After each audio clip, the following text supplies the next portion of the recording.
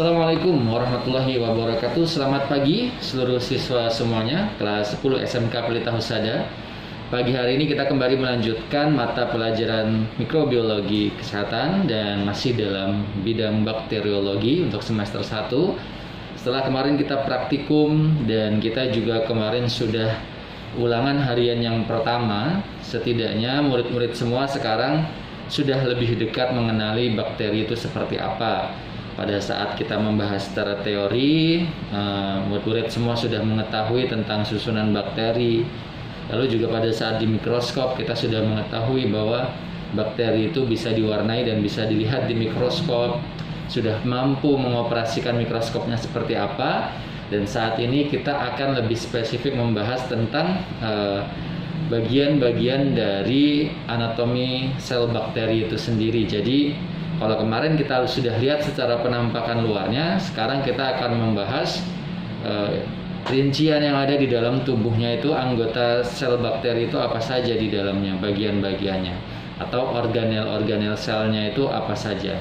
Jadi harapannya nanti murid-murid semuanya semakin tahu sebelum ke materi-materi yang lain yang lebih kompleks, murid-murid jadi tahu bahwa di balik bakteri yang sekecil itu, sel bakteri yang kita lihat di mikroskop kemarin, ternyata ada penyusun-penyusun organel tubuhnya atau organel selnya yang akan mempengaruhi dalam proses pembacaan di mikroskop itu nanti dalam menyerap warna, lalu setelah itu dalam menyimpan zat warna sehingga terdapat perbedaan atau diferensiasi dari setiap zat warna yang digunakan dalam proses pengecatan.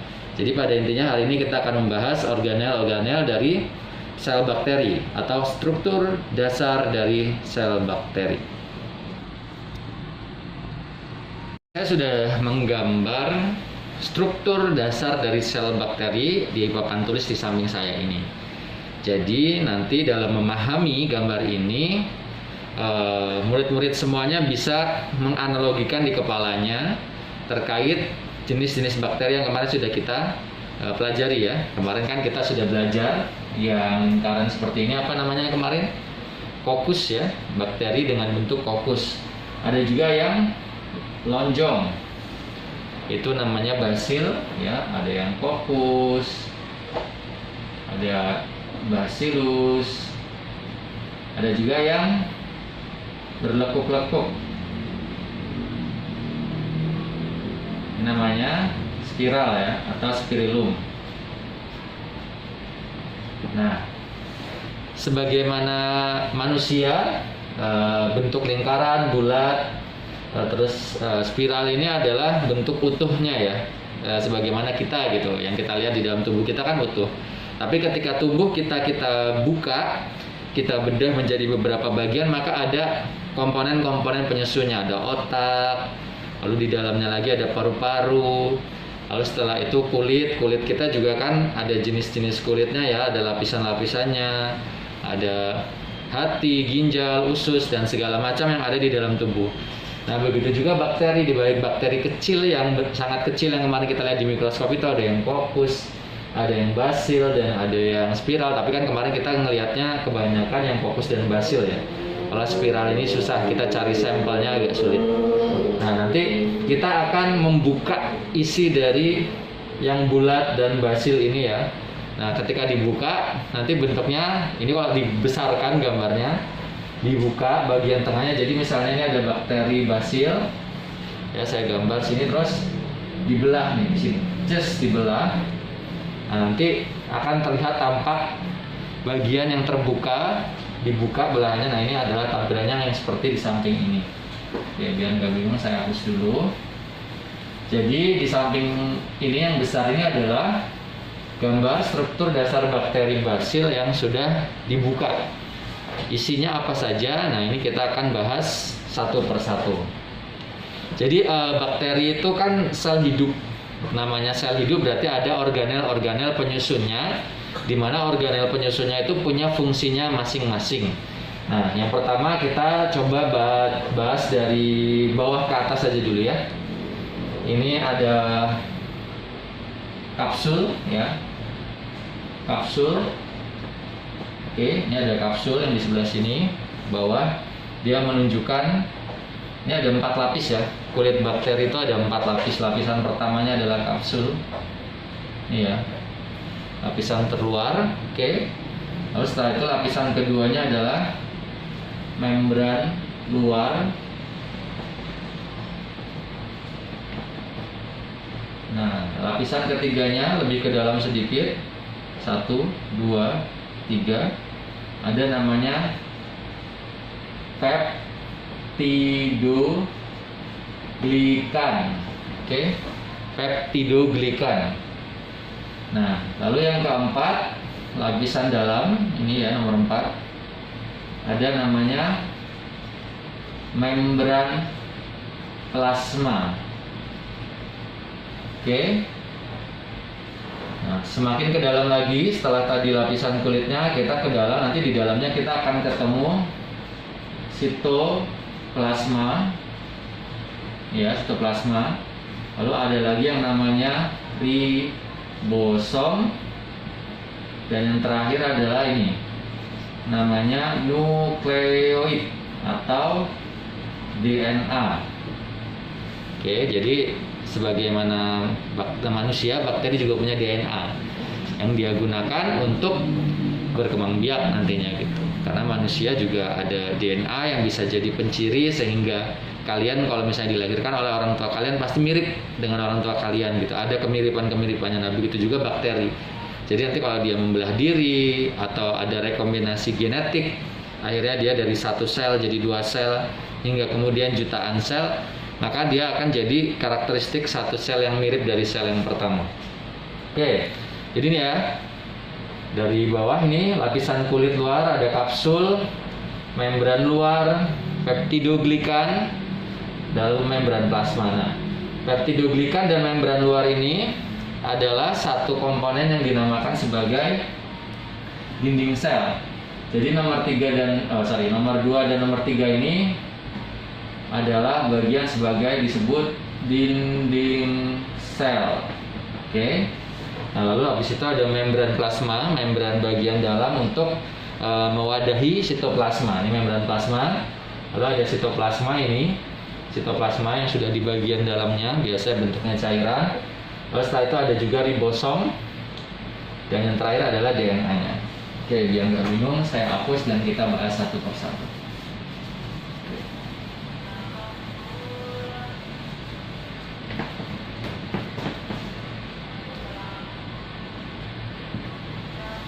Oke, jadi kita bahas pertama adalah yang paling terluar ya, kapsul. Biarin tidak bingung. Kapsul, apakah itu kapsul? Kalau kalian beli obat di apotik, nah obat di apotik itu biasanya ada yang bentuknya kapsul. Jadi kapsul itu adalah lapisan luar. Lalu setelah itu ada serbuknya di dalam kalau di apotik ya. Nah, sama dengan seperti itu kalau untuk bakteri.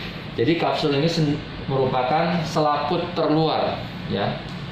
Jadi kapsul itu merupakan selaput terluar.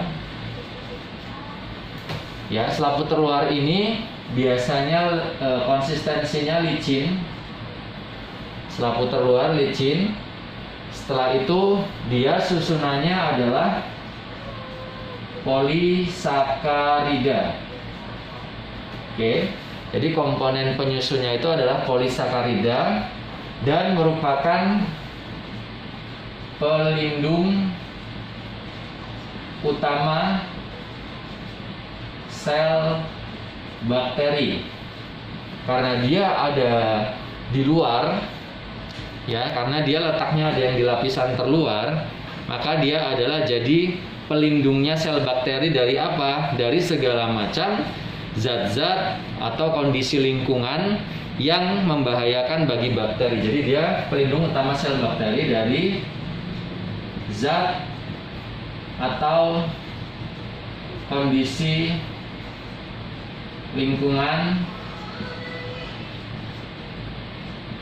yang tidak baik untuk bakteri. Oke, sekali lagi saya sampaikan bahwa kapsul ini adalah lapisan yang terluar. Tujuannya apa? Tujuannya untuk melindungi bakteri dari zat-zat benda asing ataupun kondisi lingkungan yang tidak baik untuk bakteri itu tumbuh. Jadi kapsul ini dia ada di bagian yang terluar dari sel bakteri itu sendiri. Nah, atau biarin sederhananya kita bisa bilang bahwa ini punya fungsi pertahanan diri. Fungsi mempertahankan diri ya dari segala macam, dari racun, zat-zat. Setelah itu kondisi lingkungan yang tidak oke. Nah, nanti dia bisa melindungi, dia punya kapsul. Nah, ini adalah yang pertama, lapisan terluar yang bisa kita simpulkan sebagai pertahanan pertama dari bakteri untuk mempertahankan diri dari zat-zat ataupun kondisi lingkungan yang bisa meracuni bakteri sehingga bakteri mati. Maka dia perlindungannya adalah kapsul. Itu yang pertama. Baik, selanjutnya dari kapsul yang terluar kita agak masuk ke dalam. Lapisan yang kedua yaitu dinding sel. Baik, dinding sel. Nah, di gambar ini kita bisa melihat bahwa dinding sel ini tersusun dari dua hal. Yang pertama ada peptidoglikan. Oke, ada peptidoglikan yang biasanya berfungsi sebagai pengatur ketebalan dinding sel bakteri. Oke, jadi semakin banyak dinding selnya mengandung peptidoglikan, maka ukuran dinding selnya bakteri itu semakin tebal. Itu ya.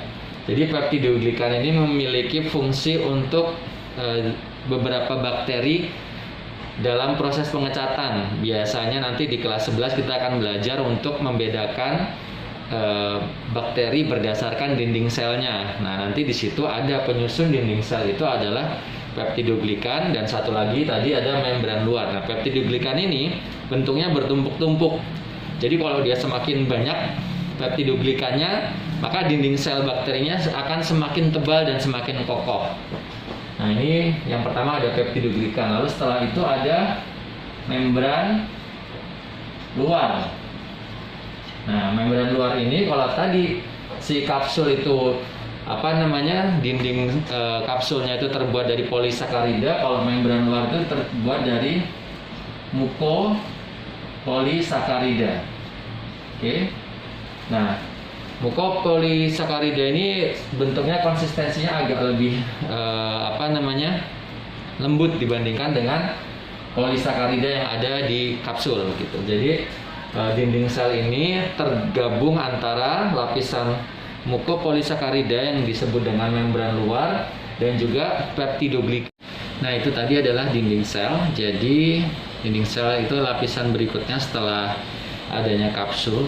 Di lapisan terluar agak lebih ke dalam itu ada dinding sel yang terdiri dari mukopolisakarida dalam bentuk membran luar dan juga peptidoglikan yang untuk mengatur ketebalan dari dinding sel bakteri. Selanjutnya kita agak ke dalam sedikit. Nah, ini adalah disebut dengan membran sel atau membran plasma. Saya ganti dulu spidolnya yang lebih jelas.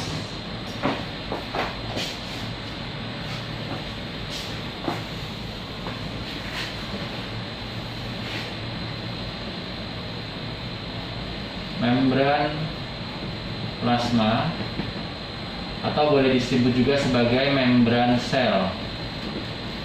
Nah, membran sel ini merupakan lapisan yang paling dalam sebelum sampai di bagian sitoplasma. Jadi dia konsistensinya ini sangat semi permeable ya. Semi permeable atau yang mengatur banyak sedikitnya cairan yang ada di dalam sel bakteri itu sendiri. Jadi bakteri di dalamnya ada komposisi cairan, dan nanti ada dinding yang bersifat semi permeable yang bisa mengatur keluar masuknya cairan yang ada dari dalam keluar dari sel bakterinya. Nah, ini namanya adalah bisa disebut membran plasma, boleh disebut membran sel. Jadi biasanya penyusunnya itu dari macam-macam komponen ya, ada lemak, ada protein, dan ini punya sifat ini tadi, semi permeable, atau kelenturannya itu memudahkan sel bakteri untuk mengatur banyaknya cairan di dalam tubuh sehingga bisa keluar, bisa masuk dengan mudah dengan sifat semi permeable yang dimiliki oleh membran plasma. Nah, itu adalah susunan terluar dari bakteri. Jadi itu belum komponen dalamnya ya, ibaratnya kulit. Nah, itu tadi penyusun kulit sel bakteri itu bisa kita jabarkan dengan tingkat ketebalannya masing-masing ya. 1, 2, 3, 4. 1, 2, 3, 4. Yang pertama yang terluar tadi adalah kapsul. Lalu lapisan keduanya ada membran luar atau mukopolisakarida. Yang ketiga ada peptidoglikan. Nah, kalau digabungin nomor 2 dan 3 ini adalah dinding sel bakteri.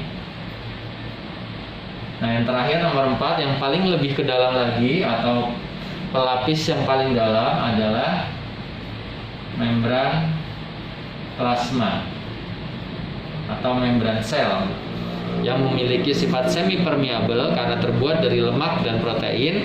Sifat semi permeable ini luntur, dia bisa mengatur arus air cairan yang masuk dan keluar dalam sel bakteri. Nah, ini lapisannya ya, dari mulai yang terluar sampai yang bagian dalam ya. Urutan terluar ketika punya lapisan-lapisan dibuka satu demi satu, urutannya seperti ini. Nah, ini adalah komponen dari kulit penyusun dinding selnya ya.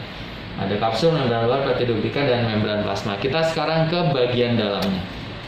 Oke, bagian yang dalam pertama kita bahas adalah sitoplasma. Ini kalau dilihat di gambar yang besar ini, dia merupakan seluruh lokasi yang diliputi dengan cairan. Jadi sitoplasma ini full dengan cairan. Lalu setelah itu dia tempat terjadinya reaksi metabolik.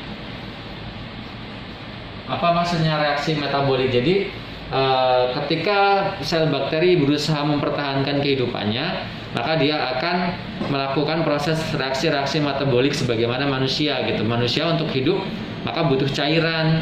Nah, di situ nanti kita minum kalau manusia ini ya. Nah, kalau bakteri reaksi metabolik yang dimaksud, jadi nanti ketika dia hidup di sebuah lingkungan, di bakteri itu tempat berdiam diri di lingkungan itu, nanti dia akan mengatur tuh kapan dia masuk cairan untuk mengatur pH-nya di dalam tubuh bakteri, kapan dia harus mengeluarkan cairan. Nah, itu semua diatur oleh sitoplasma. Nah, nanti sitoplasma ini bekerja sama tadi ya, membran plasma yang sifatnya semi permeable tadi. Untuk apa? Mengatur banyak sedikitnya cairan yang ada di dalam sel bakteri supaya sel bakterinya tetap bisa hidup. Dan reaksi metabolik untuk mengatur pH, lalu setelah itu mengatur banyaknya cairan di dalam sel bakteri. Itu adalah fungsi dari sitoplasma. Jadi ini ya, yang besar ini dari mulai bagian dalam ini adalah tempat di mana isinya cairan semua, atau disebut cairannya itu disebut dengan sitoplasma, tempat terjadinya reaksi metabolik. Nah, kalau semakin ke dalam, setelah kita menemui sitoplasma, maka kita akan mendapati adanya bagian selanjutnya yang disebut dengan ribosom. Nah, apa itu ribosom? Jadi ribosom ini kalau kita lihat komponen kecil dari titik-titik ini, dia itu adalah tempat untuk sintesis proteinnya untuk kemudian menjadi RNA. Oke, nah ini agak terlalu kompleks. Pada intinya ribosom ini adalah bagian untuk sintesis protein. Jadi nanti kalau misalnya bakteri mau hidup ya kayak manusia lah. Manusia kalau mau hidup maka dia harus ada sintesis protein di dalamnya. Nah, fungsi ribosom itu sintesis protein. Sampai situ aja, nggak usah terlalu kompleks. Yang penting apa organel pembentuk sel bakteri untuk sintesis protein. Nah, namanya adalah ribosom. Ya, jadi nanti memperbanyak diri dan segala macam itu tugasnya ribosom untuk melengkapi bagian komponen-komponen bakteri dengan melakukan sintesis protein. Nah, selanjutnya setelah ribosom kita ini masuk ke DNA atau nukleoid atau asam nukleat ya. Jadi DNA ini adalah merupakan sintesisnya ya, sintesis atau agen pembawa sifat. Jadi misalnya yang kita periksa adalah bakteri E. coli. Nah, nanti bakteri E. coli itu akan memperbanyak diri kalau lingkungannya bagus untuk berkembang biak semakin lebih. Nah, nanti yang dibawa untuk berkembang biak itu adalah DNA-nya, material genetiknya, oke, atau agen pembawa sifat, materi genetik. Oke. Nah, ini agen pembawa sifat ini akan bekerja pada saat bakteri berkembang biak atau memperbanyak diri. Nah, ini adalah komponen-komponen yang ada sebagai penyusun bakteri. Jadi tadi ya, mulai dari yang awal ya, ada kapsul yang terluar, lalu setelah itu masuk lebih dalam sedikit, ada membran luar dan peptidoglikan yang bekerja sama membuat dinding sel dari bakteri. Peptidoglikan akan semakin mempertebal sel bakterinya. Lalu ada membran plasma yang sifatnya semi permeable untuk melindungi sitoplasma yang ada di dalam sini. Ada sitoplasma yang merupakan cairan di mana di situ terjadi reaksi metabolik untuk mengatur banyak sedikitnya cairan yang dibutuhkan oleh sel bakteri. Dan kalau misalnya dia kekurangan maka dia akan menyedot cairan ke dalam. Kalau dia sangat berlebih dia akan dikeluarkan dengan bantuan oleh membran plasma. Lalu ada ribosom. Ribosom ini adalah tujuannya untuk sintesis protein. Sintesis protein untuk apa ya? Untuk melengkapi komponen-komponen dinding sel tubuh, komponen-komponen ribosom yang lain, komponen sitoplasma, membran sel, peptidoglikan itu nanti kan dicetak sama bakteri untuk memperbanyak. Ibaratnya kalau kita luka, maka kan kita akan melakukan tubuh kita secara otomatis akan mengeringkan luka tersebut hingga akhirnya timbul kulit baru yang lebih sehat. Nah, nanti itu ada fungsi ribosom di situ untuk sintesis luka baru atau mensintesis pembentukan organel sel baru. Nah, itu fungsinya ribosom. Lalu ada juga DNA. DNA ini adalah pembawa sifat atau materi genetik. Misalnya nanti kalau bakteri itu kemudian mau memperbanyak diri, jadi nanti material genetik itulah yang akan disuntikan ke dinding sel bakteri yang lain, nanti akhirnya dia mereplikasi atau memperbanyak diri. Nah, ini adalah DNA. Ada satu lagi sebenarnya, dan ini nanti akan kita bahas tersendiri supaya lebih kompleks. Namanya adalah flagel. Oke. Nah, jadi flagel ini nanti letaknya itu macam-macam ya. Ada yang di bawah seperti ini. Flagel ini nama lainnya adalah bisa disebut sebagai bulu cambuk. Ya. Cambuk. Ini karena kenapa disebut sebagai cambuk? Jadi nanti bentuknya ya seperti ini. Kan ini istilahnya bakteri dalam bentuk besar ya. Nah, nanti ada seperti ekornya, seperti cambuk begitu. Tapi ada juga yang bukan hanya bentuk ekor. Jadi misalnya ini bakteri basil. Nah, bakteri basil ini ada yang flagelnya di sini, ada yang dua di sini, ada yang bakteri yang cuma punya satu di belakang, ada bakteri yang seluruh tubuhnya ada flagelnya. Nah, jadi flagel ini merupakan cambuk yang berfungsi untuk bergerak. Oke, jadi fungsi flagel ini di bakteri adalah untuk bakteri itu bisa bergerak. Jadi ibaratnya manusia itu adalah fungsi kakinya dari manusia aja. Nah, kalau bakteri dia punya flagel atau bulu cambuk yang digunakan untuk bergerak, atau untuk melekat ya. Melekat di mana ya? Melekat di tempat dia berdiam diri, ataupun misalnya dia harus melekat di bakteri yang lain untuk bisa kayak kemarin akhirnya jadi bentuk streptococcus begitu kan. Misal ini ya, atau bentuk basil seperti ini. Nah, itu dia punya perlekatan yang sebenarnya nggak kelihatan di mata kita, tapi sebenarnya dia punya flagel gitu. Nah, flagel ini fungsinya untuk bergerak dan letaknya ada di bagian terluar dari dinding sel ya, misal membran luar. Nanti kita bahas di pertemuan berikutnya tentang flagel secara lebih spesifik dan jenis-jenis nama flagel berdasarkan letaknya. Ini ada masing-masing nih. Mungkin itu saja pembelajaran hari ini terkait tentang struktur dasar sel bakteri. Nah, untuk penugasannya nanti semua murid-murid tolong menggambar struktur dasar sel bakteri seperti ini. Bisa lihat contohnya, mencari di internet. Gambarnya jangan terlalu kecil. Kalau bisa ukurannya yang maksimal dengan gambar yang bagus, warna yang berbeda, dan keterangannya yang jelas, letaknya sesuai dengan posisi gambar seperti apa. Lalu jangan lupa untuk memberikan seperti tadi, fungsi, keterangan, penyusunnya apa. Misalnya tadi dinding sel itu tersusun dari membran luar yang bersifat mukopolisakarida, lebih halus. Lalu setelah itu ada juga peptidoglikan, di mana peptidoglikan itu untuk mengatur ketebalan dari dinding selnya.